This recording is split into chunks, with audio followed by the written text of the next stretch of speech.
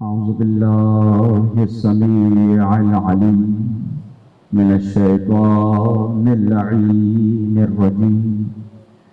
بسم الله الرحمن الرحيم. الحمد لله الذي جعلنا من المتمسكين بولاية علي بن أبي طالب.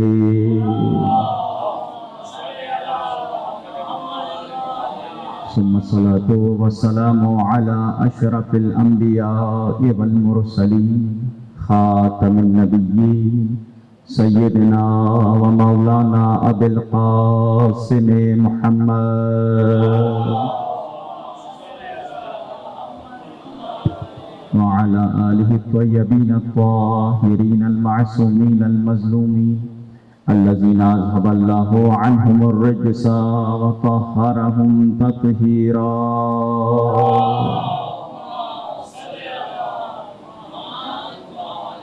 ولعنة الله على أعدائهم أجمعين من يومنا هذا إلى يوم الدين. أما بعد فقد قال مولانا الحسين بن علي عليهم الصلاة والسلام: بسم الله الرحمن الرحيم. إني لم أخرج أشرا ولا بطرا ولا مفسدا ولا ظالما وإنما خرجت لطلب الإصلاح في أمة جدي أريد أن آمر بالمعروف وأنهى عن المنكر وأسير بسيرة جدي وأبي علي بن أبي طالب.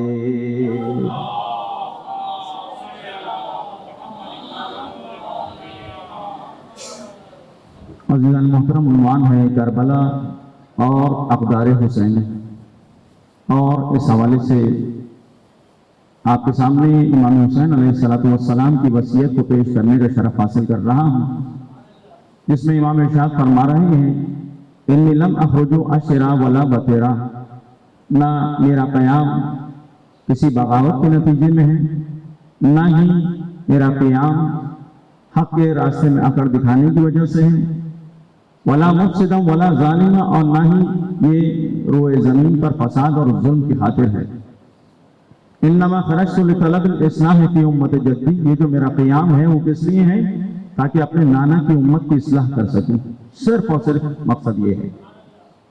اريد ان امر بالمعروف، امر بالمعروف کرنا چاہتا ہوں، وانہا عن المنکر، اور نہیں عن المنکر، یعنی معاشرے میں اور سماج میں ہر وہ چیز جس کے ذریعے اس کو فائدہ پہنچایا جائے اس کو عام کرنا چاہتا ہوں، معاشرے کو منور کرنا چاہتا ہوں. وَأَنْهَا عَنِ الْمُنْكَرِ، ہر وہ چیز جس سے اسلام کو، مسلمانوں کو، بشریت کو، انسانیت کو نقصان پہنچے، ان تمام چیزوں کو ان کا خاتمہ کرنا چاہتا ہوں. وَأَسِيرُ بِسِيرَةِ جَدِّي وَأَبِي عَلِيِّ بْنِ أَبِي طالب، اور اس راستے میں جو دو میری نگاہ میں سیرتیں ہیں وہ کون سی ہیں؟ ایک میرے نانا کی سیرت حضرت محمد مصطفیٰ صلی اللہ علیہ وآلہ وسلم کی، اور ایک سیرت میرے بابا علی مرتضیٰ کی سیرت ہے. یہ دو سیرتیں میری نگاہ کے سامنے ہیں. آج جو عنوان آپ کے سامنے بیان کرنا ہے وہ ہے کربلا اور تشخیص حق و باطل. ہم کیسے حق اور باطل میں تشخیص دے سکتے ہیں؟ آپ دیکھیے کہ کربلا میں جو جنگ ہے یہ حق و باطل کی جنگ ہے، اور امام حسین علیہ السلام کا جو لشکر ہے، امام اپنے پورے لشکر کے ساتھ سپاہ عقل ہیں، اور جو اس کے مقابلے میں ہے وہ کیا ہے؟ وہ سپاہ جہل ہے. یعنی اگر حق کے رہنما کو دیکھنا ہے اور سپاہ عقل کے رہنما اور رہبر کو دیکھنا ہے تو حسین کو دیکھو، اور اس کے مقابلے میں اگر جہل کے لشکر کو دیکھنا ہے اور جہل کے لشکر کے رہبر اور رہنما کو دیکھنا ہو تو کہیں خولی نظر آئے گا، کہیں شمر نظر آئے گا، کہیں ابن زیاد نظر آئے گا، اور کہیں یزید کی صورت میں العون ہوتا ہوا نظر آئے گا. یہ کیا ہے؟ یہ دو لشکر ہیں جو آمنے سامنے ہیں. تو کیسے انسان حق و باطل میں تشخیص دے سکتا ہے؟ پروردگار عالم نے انسان کو دو نعمتیں عطا کی ہیں، اور یہ دو نعمتیں کیا ہیں؟ ایک انسان کی عقل ظاہری ہے جو اس کے جسم میں موجود ہے، جو سب جس سے ہم واقف ہیں، اور اس کے مقابلے میں ایک اور عقل ہے، وہ ہے عقل باطنی. ایک عقل انسان کی متصل ہے اور ایک عقل انسان کی منفصل ہے. توجہ ہے یا نہیں؟ یہ دو عقلیں ہیں. عقل متصل کون سی ہے؟ عقل متصل وہ جو انسان کے پاس موجود ہے، اس عقل کو کیا کہتے ہیں؟ عقل متصل کہتے ہیں. اور اس کے مقابلے میں ایک عقل ہے عقل منفصل، عقل باطنی. وہ کیا ہے؟ یعنی جہاں یہ عقل کام نہ کرے اور اس کو بھی رشد و پروان چڑھانے کے لیے کسی اور عقل کی ضرورت ہو، وہ کون سی ہے؟ وہ انبیاء ہیں اور ائمہ ہیں جو عقل باطنی ہیں اور عقل منفصل ہیں. تو اب مجھے یہ کہنے کی اجازت دیجیے کہ نبی کی عقل کس درجے پر ہوگی، امام کی عقل کس درجے پر ہوگی، جسے ساری انسانیت کو ہدایت دینی ہو اور اس کی رہنمائی کرنی ہو، ان کی عقل کس درجے پر ہوگی؟ ان کی عقل اس درجے پر ہوگی کہ معصوم نے فرمایا کہ ساری انسانیت کی عقلیں ایک طرف رکھی جائیں اور نبی کریم اور امام کی عقل کو ایک ترازو کے پلڑے میں رکھا جائے تو ان کی عقل باقی عقلوں پر حاوی آ جائے گی، کیونکہ انہیں راستہ دکھانے کے لیے ان کی عقل کا کامل ہونا لازم ہے.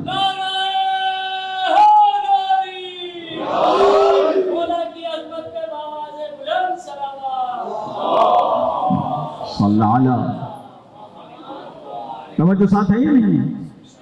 کیسی عقل ہوگی ان کی؟ اس انداز میں ان کی عقل ہوگی. آپ دیکھیے کہ جو عقل نبی کریم پر حملہ ہوا وہ کیا ہوا؟ ہذیان کا. ہذیان کی تہمت لگائی گئی. یہ ہذیان کی تہمت کیوں لگائی گئی؟ اور اگر کوئی تہمت لگا رہا ہے تو وہ کس درجے پر ہے؟ ہم اس کی عقل کے بارے میں تو شک کر سکتے ہیں لیکن اپنے نبی اور اپنے مولا و آقا کی عقل کے بارے میں شک نہیں کر سکتے.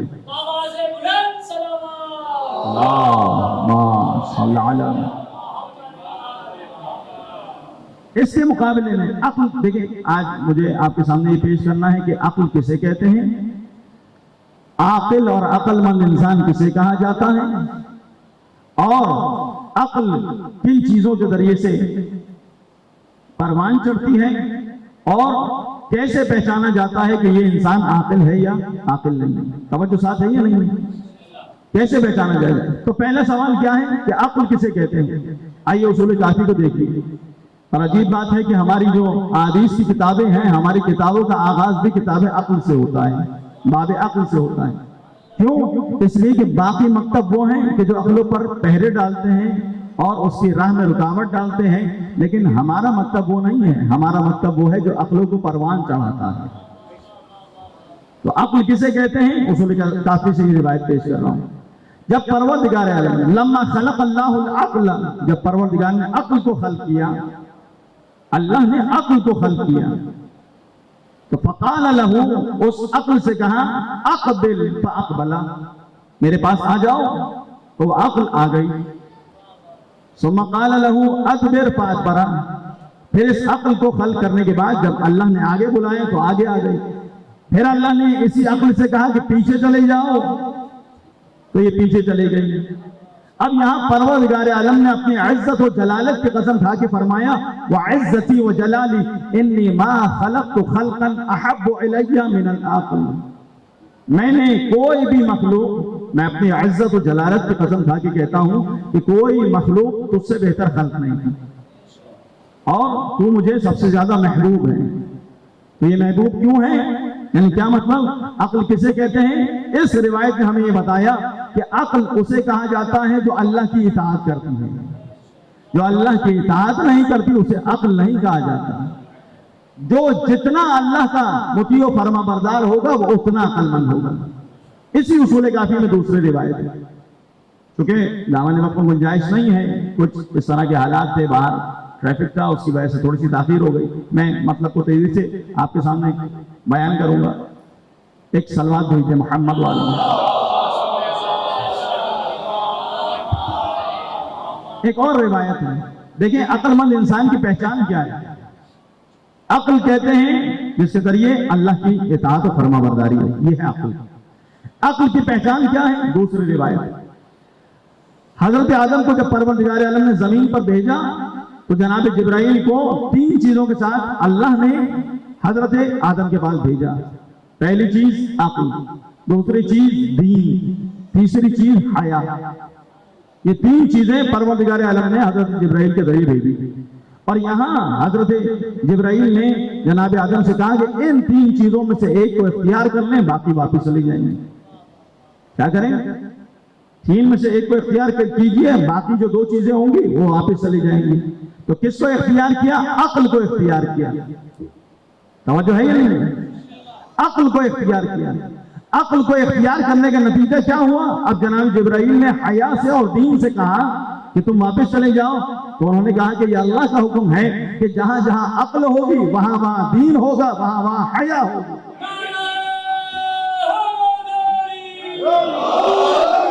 تو عقل کی پہچان کیا ہے؟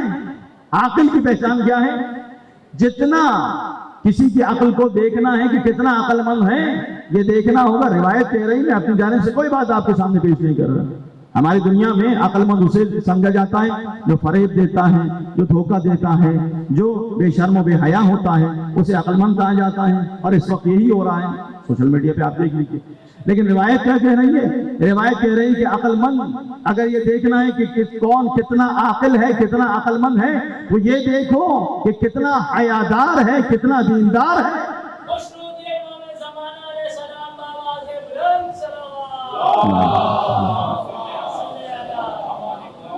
جتنا دیندار ہوگا اتنا عقل مند ہوگا، اور جتنا حیادار ہوگا، جتنی اس میں شرم و حیا ہوگی، وہ اتنا عقل مند ہے۔ اس لیے جناب لقمان نے جب اپنے بیٹے کو وصیت کی تو وصیتوں میں یہی کہا کہ اے بیٹا، جب کسی کے گھر میں جانا تو اپنی نگاہ کو جھکا کے رکھنا۔ کیا ہے یہ؟ درس حیا ہے جو جناب لقمان نے اپنے بیٹے کو وصیت میں کہا۔ توجہ ساتھ ہے۔ ایک اور روایت پیش کروں کہ عقل کسے کہتے ہیں؟ جب صادق علیہ محمد امام جعفر صادق علیہ السلام امام سے سوال ہوا کہ فرزند رسول یہ بتائیں مل عقل، عقل سے مراد کیا ہے؟ عقل کی ڈیفینیشن کیا ہے؟ ہم عقل کسے سمجھتے ہیں اور امام عقل کس کو بتا رہے ہیں؟ عقل کی ڈیفینیشن امام کی نگاہ میں کیا ہے؟ معصوم کی نگاہ میں عقل کسے کہتے ہیں؟ امام نے فرمایا العقل ما عبد به الرحمن واکتسب به الجنان۔ عقل اسے کہا جاتا ہے کہ جس چیز کے ذریعے اللہ کی بندگی کی جائے، رحمان کی بندگی کی جائے، اسے عقل کہتے ہیں۔ وَاكْتُسِبَ بِهِ الْجِنَانِ، جس کے ذریعے جنت کو کما لیا جائے، اسے عقل کہتے ہیں۔ اس لیے مولا متقیان نے نہج البلاغہ میں فرمایا کہ مومن کی جو کم سے کم قیمت ہے وہ کیا ہے؟ جنت ہے۔ اس سے کم اپنے قیمت نہ لگاؤ، کم سے کم قیمت کیا ہے؟ جنت ہے۔ تو عقل کیا ہے؟ عقل کی پہچان کیا ہے؟ اگر دیکھنا ہے کہ کون کتنا عقل مند ہے، یہ دیکھنا ہوگا کتنا جنت کمانا چاہتا ہے اور کتنا اللہ اور رحمان کی بندگی کر رہا ہے۔ یہ ہے عقل مند انسان کی۔ اب مجھے نتیجہ دینے کی اجازت دیجیے کہ تاریخ اسلام میں عقل مند کسے کہا جائے گا؟ تاریخ اسلام میں مقداد کو عقل مند کہا جائے گا۔ تاریخ اسلام میں سلمان کو عقل مند کہا جائے گا۔ تاریخ اسلام میں جناب ابو ذر کو عقل مند اور عاقل کہا جائے گا۔ اور اسی لیے دیکھیں کہ اللہ کے حبیب نے جب کسی نے کہا کہ سلمان فارسی ہے، فارس اور ایران سے تعلق ہے، تو نبی کریم نے کیا فرمایا؟ یہ نہیں کہو کہ سلمان فارسی ہے، بلکہ کہو سلمان و محمدی، سلمان مجھ سے ہے، سلمان محمدی ہے۔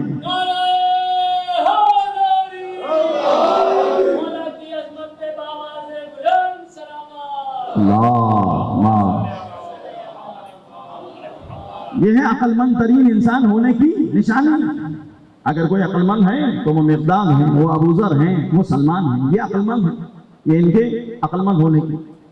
اب دیکھیں کیسی کیسی شخصیات ہیں عالم اسلام میں کہ جو رسول کے ساتھ بیٹھتے تھے مگر صاف ستھرا لباس پہننے کے باوجود روح ان کی کثیف تھی۔ ایک دن انہیں شرارت، نام نہیں بتاؤں گا میں، ایک دن شرارت سوجی اور جناب سلمان سے کہا کہ اے سلمان اپنا نسب بتاؤ، تمہارا نسب کیا ہے؟ توجہ ہے یا نہیں؟ سلمان تمہارا نسب کیا ہے؟ نسب کسے کہتے ہیں؟ یعنی آپ کے باپ کون ہیں، آبا و اجداد کون ہیں، دادا کون ہیں، پردادا کون ہیں، یہ بتاؤ۔ تو کہاں سے تعلق ہے؟ ایران سے تعلق ہے۔ آپ بتائیے آپ میں سے کوئی ایک بھی جناب سلمان کے والد کون ہیں جانتا ہے؟ ماں کون ہے جانتا ہے؟ اب جو ان کو شرارت سوجی اور انہوں نے پوچھا کہ آپ کا نسب کیا ہے، تو جناب سلمان نے کیا فرمایا؟ میرا نسب یہ ہے کہ مجھے اللہ نے اپنے حبیب کے ذریعے ہدایت دے دی۔ کیا ہے؟ عاقل ہونے کی نشانی ہے۔ ابھی یہ بات جناب سلمان نے ان سے کہی تھی کہ نبی کریم حضرت محمد مصطفیٰ صلی اللہ علیہ وآلہ وسلم اس سے بلند آواز سے نبی کی ذات پہ صلوات کریں۔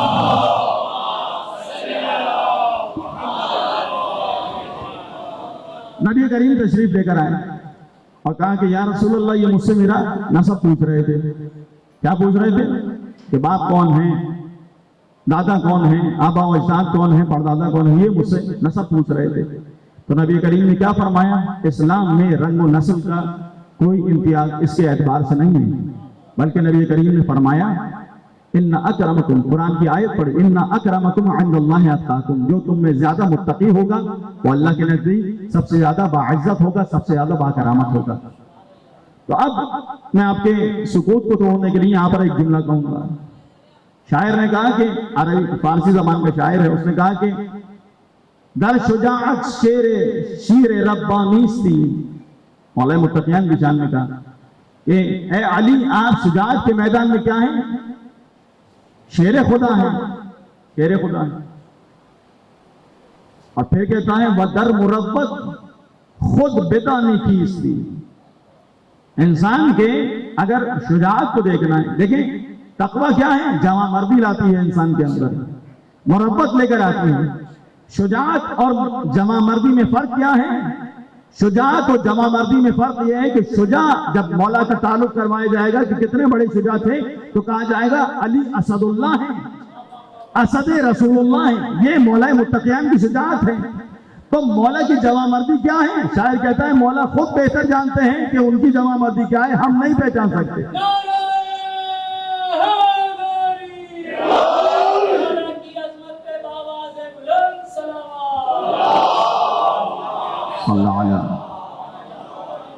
شجاعت کیا ہے علی ابن ابی طالب کی، اور جوان مردی کیا ہے؟ توجہ چاہوں گا میں آپ کی اس مطلب تک پہنچانا چاہتا ہوں۔ عقل مند کی نشانی کیا ہے؟ شجاع ہونے کے ساتھ جوان مرد ہونا۔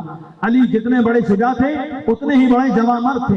اگر علی کی شجاعت اور جوان مردی میں فرق دیکھنا ہے تو خندق کے میدان میں دیکھو کہ عمرو بن عبدوس جیسے شجاع اور بہادر پہلوان کو زیر کیا، لیکن یہ مولا کی شجاعت ہے۔ مولا کی جوان مردی کیا ہے؟ مولا کی جوان مردی یہ ہے کہ جب اس نے توہین کی اس کے سینے سے اتر کے آ گئی، یہ مولا کی جوان مردی ہے۔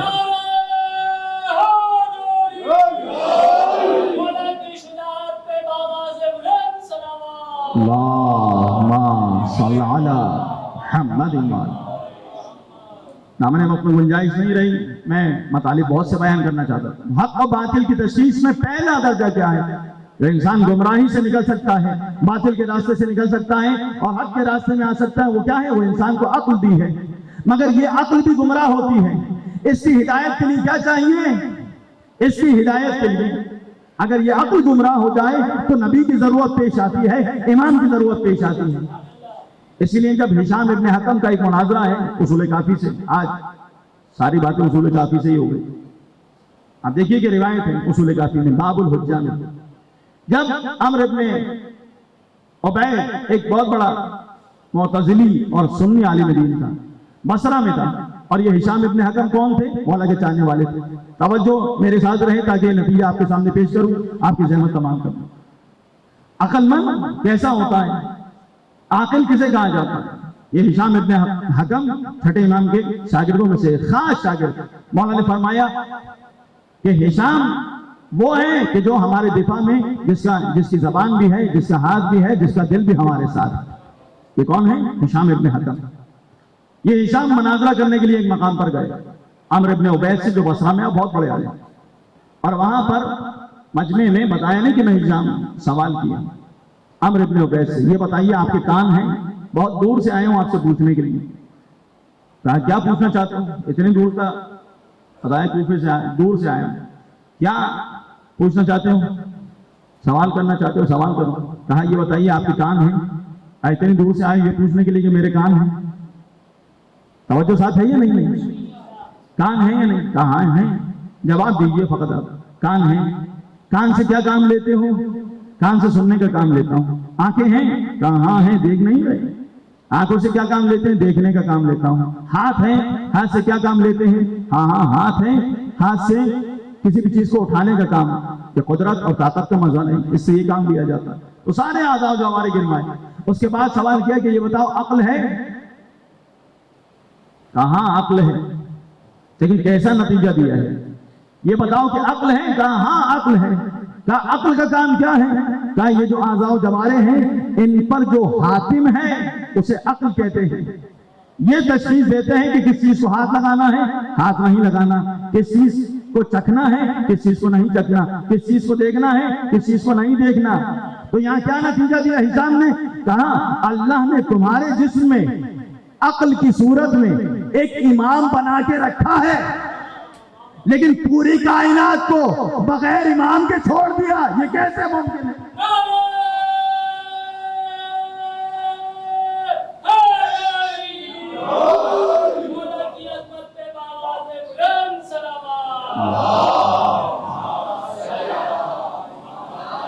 کیا ہے یہ؟ امام کی تربیت یافتہ ہیں، عقل کے آخری درجے پر ہیں۔ کیسا مناظرہ کیا؟ اب وہ خاموش ہے۔ کہا یہ بتاؤ ہشام ہو؟ کون ہو؟ ہشام؟ ہشام کے علاوہ کسی کے ذہن میں یہ بات نہیں آ سکتی، ایسا تربیت یافتہ امام کا۔ کہا نہیں ہشام نہیں ہوں، تعلق سے کام لیا تھوڑا سا۔ کون ہو؟ ہشام کے ساتھیوں میں سے ہو؟ یعنی اگر کوئی ہشام کے ساتھ ہو جائے، امام کے ساتھ ہونا اور ہے، ہشام کے ساتھ ہو جائے، ہمارے لیے کمال کیا ہے؟ ہم اتنا چاہتے ہیں کہ مولا آپ کے قدموں کی خاک نہ ملے، اپنی آنکھوں میں سرما لگانے کے لیے اگر پیغمبر کے قدموں کی خاک مل جائے تو یہ ہمارے لیے کافی۔ ہم تو آپ کے غلاموں کے غلام بننے کے لیے مولا آقا، ہم ان کے غلام ہیں، ان کے قدموں کی خاک، مولا کے قدموں کی خاک کو بلند درجہ ہے۔ اس چیز کو کہتے ہیں عقل مند، اس شخص کو کہتے ہیں عقل مند۔ اب کیا چیزیں ہیں جو عقل کو گمراہ کرتی ہیں؟ وقت میں گنجائش نہیں لئی، کل انشاءاللہ آپ کے سامنے بیان کروں گا۔ دیکھیں کیسے عقل مند ہیں شخصیات؟ حضرت علی اکبر جیسی شخصیت حق کے راستے میں۔ کبھی امام حسین علیہ السلام نے کلمہ استرجاع پڑھا کربلا کے راستے میں، فرمایا انا للہ و انا الیہ راجعون۔ بیٹے نے باپ سے سوال کیا کہ بابا یہ کلمہ استرجاع کیوں ہے؟ یہ کلمہ آپ نے کیوں پڑھا؟ فرمایا اس لیے کہ جب میں خواب کے عالم میں نے دیکھا کہ ایک منادی ندا دے رہا ہے کہ یہ کاروان موت کی طرف بڑھ رہا ہے، میری زبان پہ کلمہ استرجاع ہے، انا للہ پڑھا۔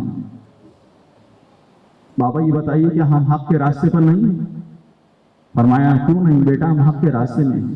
تو حضرت علی اکبر نے کیا فرمایا؟ یہ عقل مند انسان کی نشانی ہے، تو ہم حضرت علی اکبر سے سیکھ سکتے ہیں۔ فرمایا پھر مجھے فرق نہیں پڑتا، ہمیں فرق نہیں پڑتا، ہم موت کی طرف جائیں یا موت ہماری طرف آئے۔ اللہ اکبر۔ شبیہ مصطفیٰ تھے، سیرت میں نہیں، صورت میں نہیں، سیرت میں بھی، یعنی صورت نبی کریم جیسی ہونا یہ نسب کے اعتبار سے، لیکن حسب کے اعتبار سے کس بلندی پر ہے؟ اخلاق کے اعتبار سے ما عبد بہ الرحمن، جس کے ذریعے اللہ کی بندگی کی جائے، یہ عقل مند کی نشانی ہے۔ حضرت علی اکبر کیا ہیں؟ سیرت میں بھی شبیہ مصطفیٰ ہے۔ تو کتنے سال کے ہیں؟ جوان بیٹھے ہوئے سارے، 18 برس کے قریب جوان ہیں، اور 18 برس میں شبیہ مصطفیٰ ہیں کردار کے اعتبار سے۔ جوانوں حضرت علی اکبر سے اس سبق کو لیں، اس درس کو لے کر اٹھیں، اس درس کو لے کر اٹھیں کہ ہمیں جس طرح وہ شبیہ مصطفیٰ ہیں، ہم کوشش کریں کہ اپنے اخلاق میں بھی رسول اللہ کے اخلاق کو لے کر آئیں، اہل بیت کے اخلاق کو لے کر آئیں۔ کوشش کریں انسان کہ وہ شباہت انسان کے اندر آ جائے۔ جب امام حسین علیہ السلام نے روانہ کیا تو کیا فرمایا؟ آج میں اسے بھیج رہا ہوں جو رفتار میں، کردار میں، گفتار میں، صورت میں، سیرت میں شبیہ مصطفیٰ۔ اور جب روانہ کیا تو اس موقع پر امام حسین علیہ السلام نے ایک بات کہی، جاؤ اپنی پھوپھی سے اجازت لے لو، اپنی پھوپھی سے اجازت لو۔ کیوں؟ کیونکہ جناب زینب نے پالا ہے جناب علی اکبر کو، بے انتہا محبت تھی جناب زینب کو۔ اجازت لینے کے لیے آئے، کہا پھوپھی اجازت ہے؟ جناب زینب ثانیہ زہرا نے کہا کہ اکبر تمہیں کیسے اجازت دے دیں؟ جناب اکبر نے کہا پھوپھی اماں جب روز قیامت آئے گا تو آپ اپنی مادر گرامی فاطمہ زہرا کو کیا جواب دیں گی جب وہ آپ سے پوچھیں گی کہ تمہیں اکبر زیادہ پیارا تھا یا میرا بیٹا حسین زیادہ پیارا؟ اس بات کا سننا تھا، اجازت دے دی۔ جو حضرت علی اکبر کی رخصت ہے، عجیب رخصت ہے، بار بار خیمے کا پردہ اٹھتا ہے اور بار بار خیمے کا پردہ گرتا ہے۔ تھک کے گریا نہیں کرنا، حق ادا ہونا چاہیے، وقت میں گنجائش نہیں رہنے، مفصل مسائل پڑھتا، فقط اشارہ کروں گا، جوان بیٹھے ہوئے ہیں، اس لیے امام حسین کے متعلق چھٹے امام سے روایت ہے کہ جب ہمارے جد کی مصیبت پر رو، ایسے رو جیسے بوڑھی ماں کڑیل جوان پر گریا کرتی ہے۔ بار بار خیمے کا پردہ اٹھتا ہے، بار بار خیمے کا پردہ گرتا ہے۔ ایک مرتبہ یہ جو بیوی ہے وہ دامن کو تھامتی ہے، اگر کوئی بزرگ بیوی ہوتی تو شانے کو تھامتی، یہ بیوی کون ہے جو دامن کو تھام رہی ہے؟ علماء کہتے ہیں کہ یہ چھوٹی 4 برس کی سکینہ ہے جو اپنے بھائی کے دامن کو تھام کے کہہ رہی بھیا ہمیں کس کے حوالے کر کے جا رہے ہیں؟ اجرکم اللہ، اجرکم اللہ۔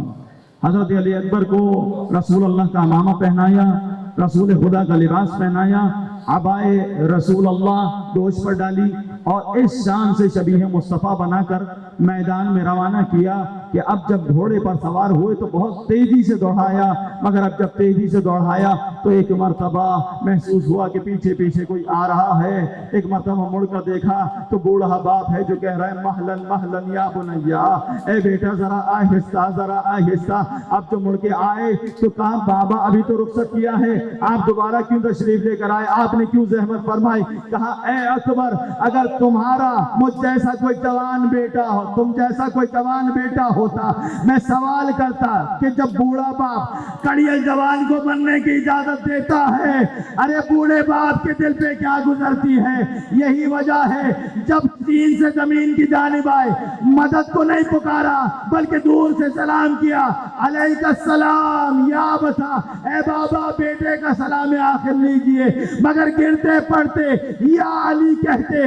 ارے کڑیل جوان کے لاشے پر آئے، ایک مرتبہ دیکھا کہ اکبر نے اپنے کلیجے پہ ہاتھ رکھا ہوا ہے، ہاتھوں کو ہٹایا، دیکھا ایک نیزے کی علی ٹوٹی ہوئی ہے، اب جو نیزے کی علی نکالی، نیزے کی علی باہر نہ آئی، ارے علی اکبر کا کلیجہ ساتھ میں باہر آ گیا، بوڑھے باپ سے کڑیل جوان کا لاشا نہ اٹھایا جا سکا۔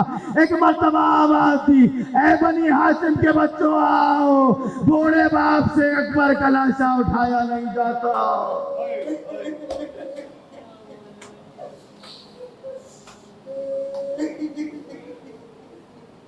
الا لعنت اللہ علی القوم الظالمین وسيعلم الذین ظلموا أيّ منقلب ينقلبون۔